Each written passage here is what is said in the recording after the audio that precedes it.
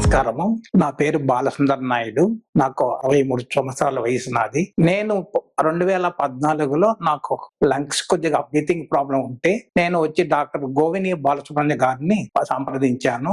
Doctor గారు అన్ని టెస్టులు పరీక్షించి నాకు లంగ్స్ ప్రాబ్లం అని చెప్పి ట్రీట్మెంట్ ఇచ్చారు. లాస్ట్ 10 years గా 2014 నుంచి 2024 వరకు నేను చాలా హ్యాపీగా సంతోషంగా ఉన్నాను. ఆ ట్రీట్మెంట్ గానీ నేను తీసుకోకపోతే, ట్రీట్మెంట్ అంటే సర్జరీ అయింది, లంగ్స్ కొంచెం ప్రాబ్లం అయ్యి రైట్ సైడ్ లంగ్స్ రిమూవ్ చేశాడు డాక్టర్ గారు. ఇన్ టైమ్ లో డాక్టర్ మాటిని చేసుకోకుండా ఉంటే ఈ రోజు నేను ఉండేవాడిని కాదు. అది క్లియర్ గా సర్జరీ అయిన బయోప్సీ టెస్ట్ తర్వాత జరిగితే తెలిసింది నాకు.